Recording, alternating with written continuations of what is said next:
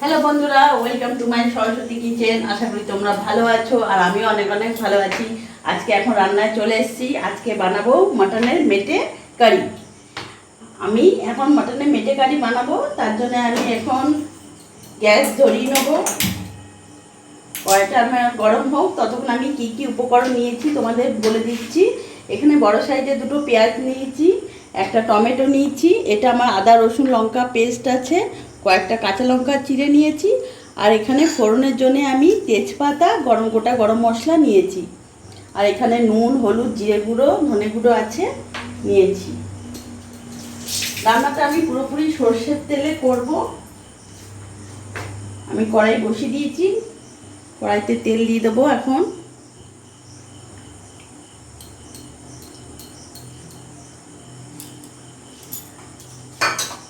আর আমি মাটনের মেটে কারিটা বানাবো, আলু দেবো, এর মধ্যে আলু দিয়ে বানাবো। তার জন্য আমি দেখো বড় সাইজের ডুমু করে আলু কেটে নিয়েছি, এটা আমি আগে ভেজে নেব। জল পড়ছে, আমি আলু এবার ভেজে নেব।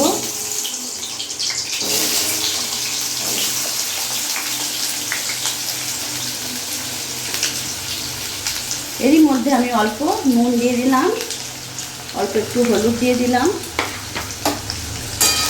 আলুটা আমি লাল লাল করে ভেজে নেব। আমি দেখতে পাচ্ছ আলুগুলো লাল লাল করে ভেজে নিয়েছি, এবার আমি নামিয়ে ফেলবো।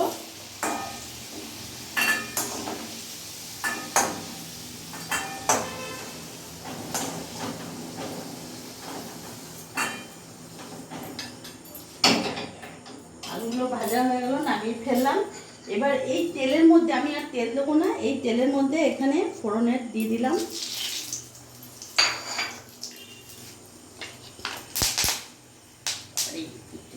তারই মধ্যে এখানে পেঁয়াজ কুচনোগুলো দিয়ে দিলাম।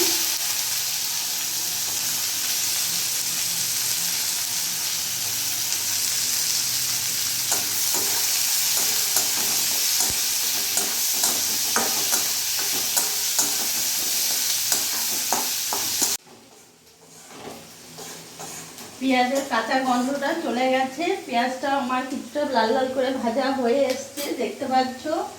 এরই মধ্যে আমি এখন এখানে আদা রসুন লঙ্কার পেস্টটা পুরোটা দিয়ে দেবো।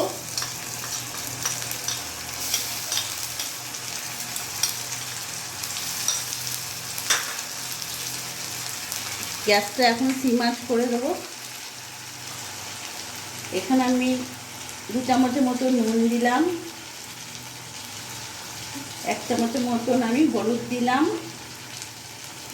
এখানে আমি লঙ্কা গুঁড়ো দিলাম 1.5 চামচ, জিরে গুঁড়ো 1 চামচ, আর এখানে ধনে গুঁড়ো আমি 1 চামচ দিয়ে দিলাম।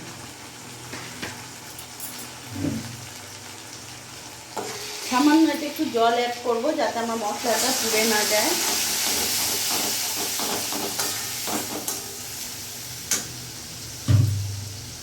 গ্যাসটা আমি মিডিয়াম রাখবো।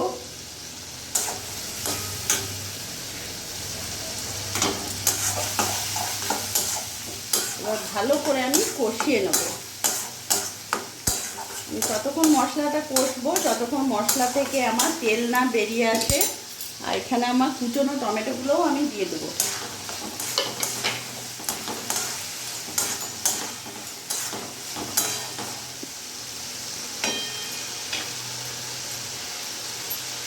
গ্যাসটা কমিয়ে রাখলাম, কিছুক্ষণ ঢাকা দেবো।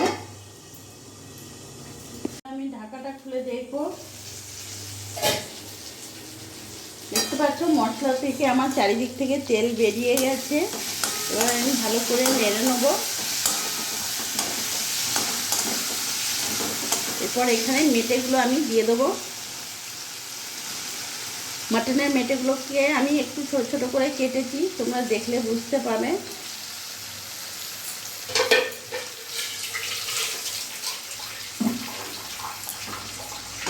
এবার আমি ভালো করে মিশিয়ে নেবো মশলার সাথে।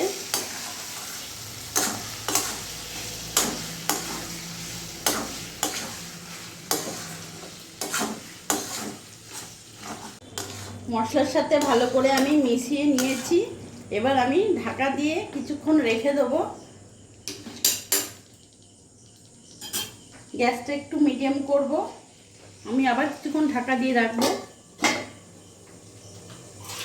আমি এবার ঢাকাটা খুলে দেখব।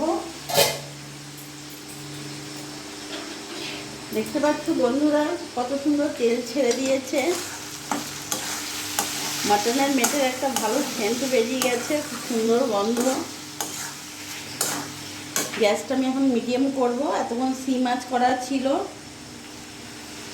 একটু বাড়ালাম। মিডিয়াম করে আমি ভালোভাবে কষিয়ে নেব।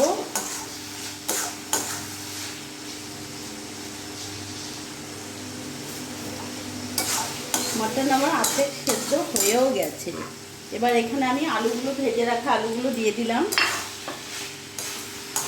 এবার ভালো করে মিশিয়ে নেব।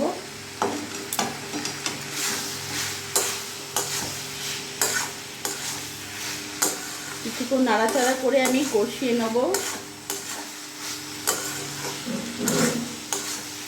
মাটনের মেটে কারি রুটি, পরোটা খুবই ভালো লাগে।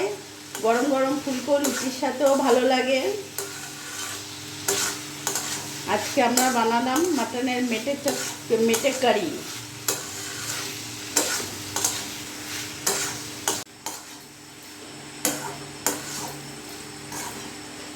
খুব সুন্দর এখানে কষানো আমার হয়ে গেছে। এক পাশে আমি জল গরম করব।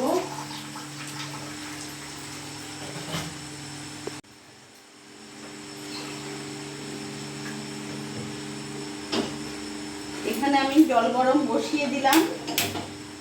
আমি গরম জল দেবো। জলটা আমার গরম হোক, তখন মেটেটা আমার আরো ভালো করে কষা হোক। খুব সুন্দর কষা হয়েছে, তেলও ছেড়ে দিয়েছে।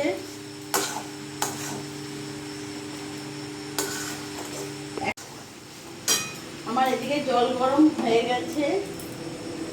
এদিকে আমি জলটা দিয়ে দেবো।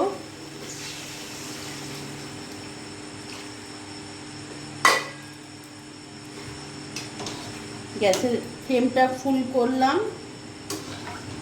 ভালো করে নাড়াচাড়া করে নিলাম।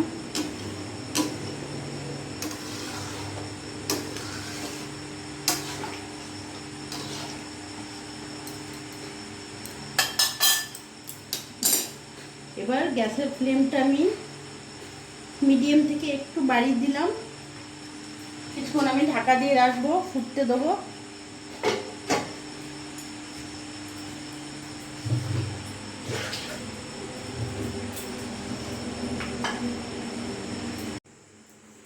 এবার আমি ঢাকাটা খুলে দেখবো। দেখতে পাচ্ছ পুরো আমার তেল বেরিয়ে গেছে ওপর থেকে। খুব সুন্দর একটা গন্ধ বেরিয়ে গেছে মাংসর। আমার আলু মেটে খুব সুন্দর সেদ্ধ হয়ে গেছে। এর উপর থেকে কয়েকটা কাঁচা লঙ্কা আমি ছড়িয়ে দেবো, চিড়ে রেখেছিলাম আমি।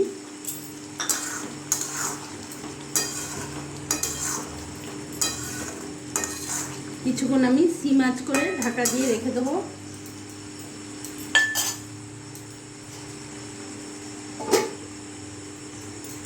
এবার ঢাকাটা খুলে দেখবো। দেখতে পাচ্ছ বন্ধুরা, মাটনের মেটে থেকে একেবারে চারিদিক থেকে তেল বেরিয়ে গেছে। আর কত সুন্দর কষা হয়েছে, কালারটাও কত সুন্দর এসছে। আমার মাটনের মেটে কারি একেবারে রেডি। এবার আমি গ্যাসটা অফ করে দেব। এবার নামিয়ে ফেলবো।